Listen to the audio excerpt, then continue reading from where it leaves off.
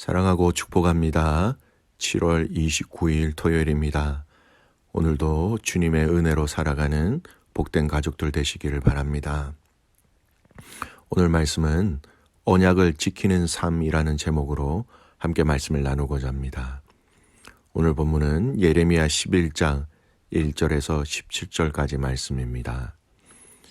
여호와께로부터 예레미야에게 임한 말씀이라 이르시되 너희는 이 언약의 말을 듣고 유다인과 예루살렘 주민에게 말하라. 그들에게 이르기를 이스라엘의 하나님 여호와께서 이와 같이 말씀하시되 이 언약의 말을 따르지 않는 자는 저주를 받을 것이니라. 이 언약은 내가 너희 조상들을 쇠품무 애굽 땅에서 이끌어내던 날에 그들에게 명령한 것이라. 곧 내가 이르기를 너희는 내 목소리를 순종하고 나의 모든 명령을 따라 행하라. 그리하면 너희는 내 백성이 되겠고 나는 너희의 하나님이 되리라. 내가 또 너희 조상들에게 한 맹세는 그들에게 젖과 꿀이 흐르는 땅을 주리라 한 언약을 이루리라 한 것인데 오늘이 그것을 증언하느니라 하라 하시기로 내가 대답하여 이르되 아멘 여호와여 하였노라. 여호와께서 내게 이르시되 너는 이 모든 말로 유다 성읍들과 예루살렘 거리에서 선포하여 이르기를 너희는 이 언약의 말을 듣고 지키라. 내가 너희 조상들을 애굽 땅에서 인도하여 낸 날부터 오늘까지 간절히 경계하며 끊임없이 경계하기를 너희는 내 목소리를 순종하라 하였으나 그들이 순종하지 아니하며 귀를 기울이지도 아니하고 각각 그 악한 마음에 완악한 대로 행하였으므로 내가 그들에게 행하라 명령하였어도 그들이 행하지 아니한 이 언약의 모든 규정대로 그들에게 이루게 하였느니라 하라. 여호와께서 또 내게 이르시되 유다인과 예루살렘 주민 중에 반역이 있도다. 그들이 내 말 듣기를 거절한 자기들의 선조의 죄악으로 돌아가서 다른 신들을 따라 섬겼은즉 이스라엘 집과 유다 집이 내가 그들의 조상들과 맺은 언약을 깨뜨렸도다. 그러므로 나 여호와가 이와 같이 말하노라. 보라 내가 재앙을 그들에게 내리리니 그들이 피할 수 없을 것이라. 그들이 내게 부르짖을지라도 내가 듣지 아니할 것인즉 유다 성읍들과 예루살렘 주민이 그 분향하는 신들에게 가서 부르짖을지라도 그 신들이 그 고난 가운데서 절대로 그들을 구원하지 못하리라. 유다야 내 신들이 내 성읍의 수와 같도다.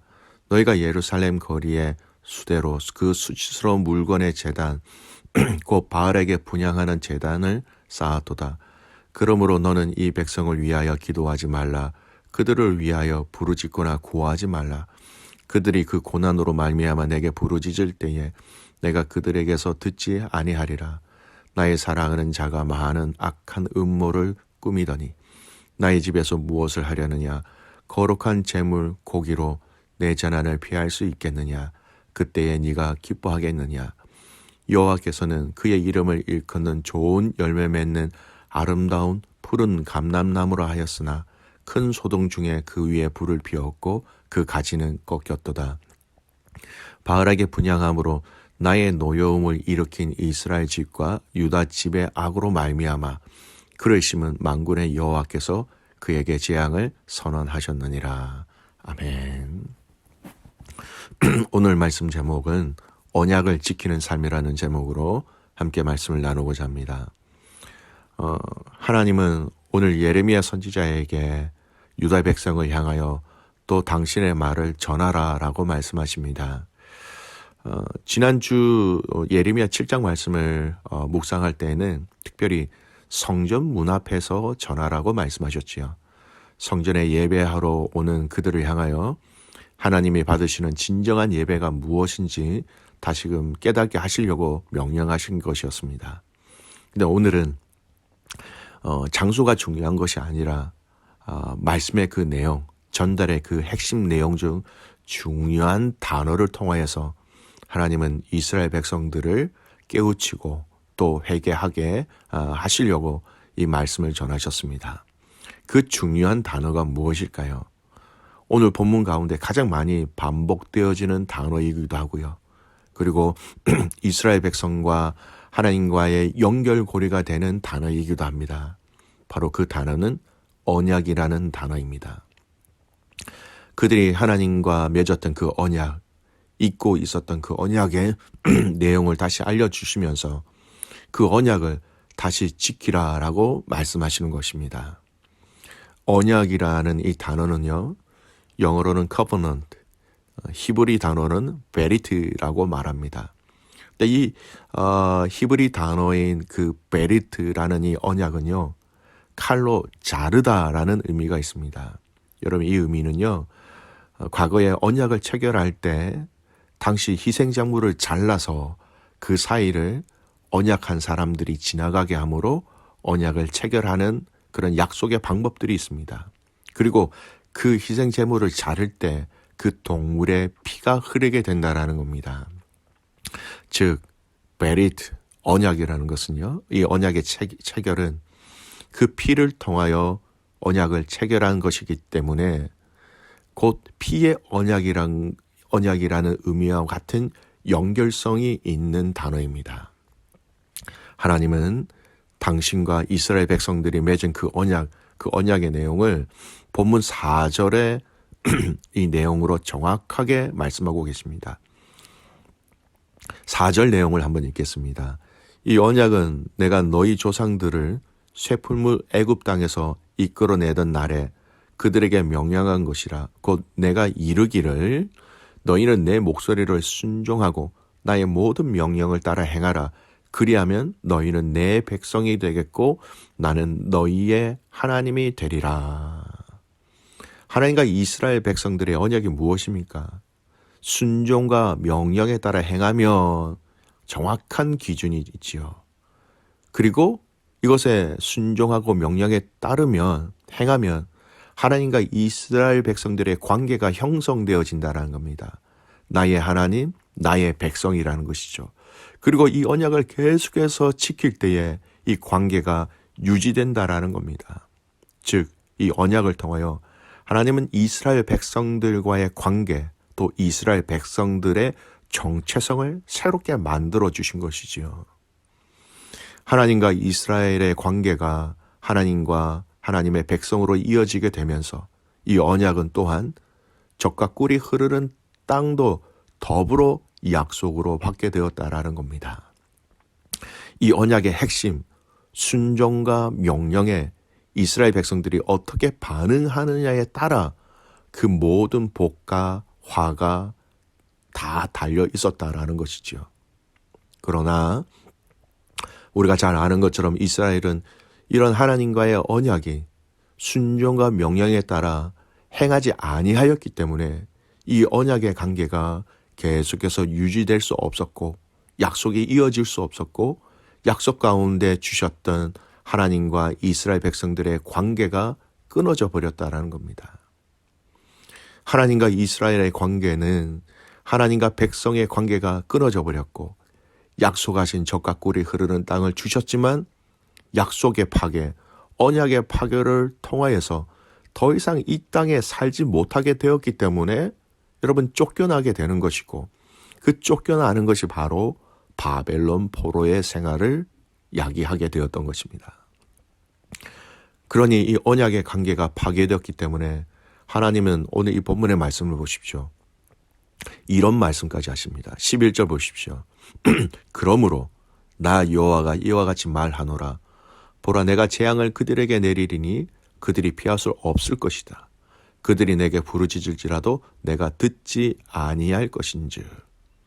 언약 관계가 파괴되었기 때문에 하나님이 더 이상 이스라엘 백성들을 향하여 너는 내 백성이라는 그 하나님의 은혜로움을 그들이 누릴 수 없게 되었다라는 겁니다.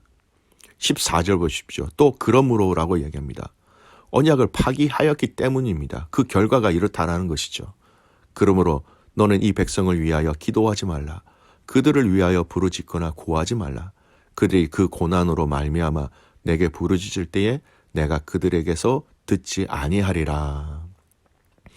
언약이 이미 파기되었기 때문에 더 이상 하나님과 이스라엘 백성들 사이에서는 지켜야 할 것도 관계도 더 이상 남아있지 않았기 때문에 하나님은 그들을 위한 기도, 그것을 더 이상 듣지 아니하시겠다라고 말씀하시면서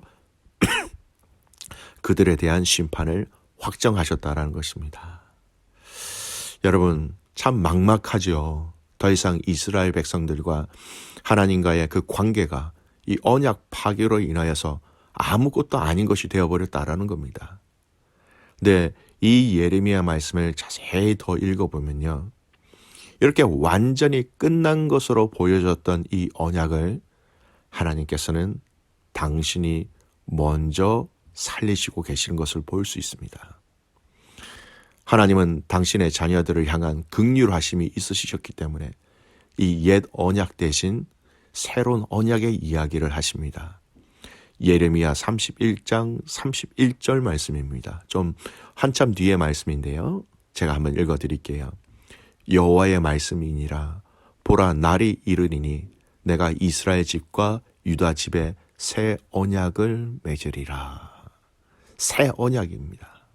과거에 모세를 통하여 맺으셨던 그 옛 언약이 아닌 이 언약이 이미 파기되어졌기 때문에 하나님은 다시 이스라엘 백성들에게 기회를 주시기 위하여 새 언약을 맺으시겠다라고 얘기하시는 거죠.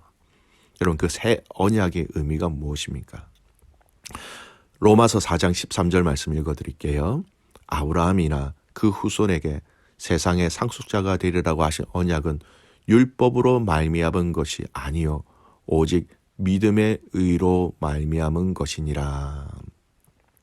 이 구약의 옛 언약은 예수 그리스도를 통한 그 믿음을 통한 새 언약으로 이어진다라는 것을 얘기하고 있는 것입니다. 여러분, 오늘 저와 여러분은 여전히 신약 시대에서 살아가고 있지만 하나님의 언약의 관계 속에서 살아가고 있다는 것을 기억하셔야 합니다. 그 새 언약의 정의가 무엇입니까? 그 새 언약의 카테고리가 어디입니까? 바로 유월절 만찬의 주인공이 되시는 우리 주님이시고, 그 주님을 통하여서 하나님은 새로운 언약을 세우십니다. 유월절 만찬 가운데 예수님께서 하신 말씀이 있지요. 마태복음 26장 28절 말씀. 이것은 죄 사함을 얻게 하려고 많은 사람을 위하여 흘리는 바 나의 피 곧 언약의 피니라. 구약의 그 언약이라는 단어가 베리트라고 말씀드렸지요. 동물을 자른다고 했을 때 그 자른다고 했을 때 흘리는 그 피 똑같습니다. 이 예수님께서 제물이 되셔서 그 당신이 흘리시는 그 언약의 피를 통하여 하나님께서는 새로운 언약을 우리에게 허락하셨다는 겁니다. 여러분, 구약과 신약의 동일한 주제는 언약입니다. 이 언약이 계속해서 이어지고 있고요. 이 신약에서는 그 언약의 포커스가 핵심이 예수님을 통하여 이루어졌고, 지금도 우리는 예수님의 그 언약을 통하여 예수 그리스도의 그 피를 통하여 하나님의 은혜를 누리고 있는 것입니다. 오늘 우리의 신앙생활도 여러분 언약에 있습니다. 그 언약을 믿고 의지하며 나가는 것입니다. 그 언약의 주인공이 되시고 그 언약의 핵심이신 예수 그리스도의 그 십자가의 피와 그분의 말씀과 그분의 가르쳐 주심과 그분의 사랑과 그분이 우리를 긍휼히 여겨주시는 그 언약을 통하여 우리는 이 땅의 신앙생활을 한 발자국 한 발자국 전진하며 나아가는 것입니다. 그리스도의 피를 통한 용서함을 받은 자만이 하나님 나라에 들어갈 수 있게 됐다라는 것, 언약 안에 있게 되었다라는 것입니다. 그리고 그 하나님 나라에 들어가기 위하여 이 땅에 살고 있는 하나님의 자녀들의 삶 또한 예수님이 우리에게 말씀하신 상상수훈의 가르침과 그 삶의 모습을 닮아가는 것으로 언약을 계속해서 지켜나가기를 원하고 계신 것이지요. 사랑하는 믿음의 가족 여러분, 예레미야 말씀을 너무 우리에게 멀리 있는 말씀으로 바라보지 않았으면 좋겠습니다. 새 언약의 핵심이신 예수님의 그 십자가의 사건을 기준으로 우리 자신들을 돌아보며 확인해 본다면 여러분, 이 예레미야의 말씀 또 언약을 이야기하고 있고 언약을 지키라고 말씀하신 이 말씀은 나와 상관없는 말씀이 아니라 지금도 여전히 내 자신이, 우리 가정이, 우리 교회가 하나님의 언약 안에 있다라는 것을 말씀하고 있습니다.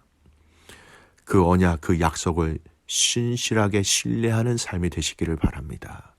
그 신뢰하는 것이 삶의 영역으로 흘러나와 향기와 진동과 파워를 내 자신이 느끼고 다른 사람이 느낄 수 있도록 하는 그 삶을 살아내시기를 간절히 소원합니다.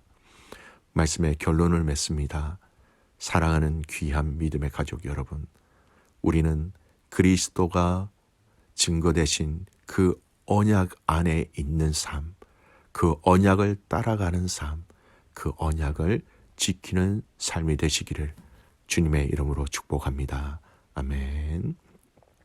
기도하겠습니다. 하나님, 우리를 언약으로 초대해 주셔서 감사합니다.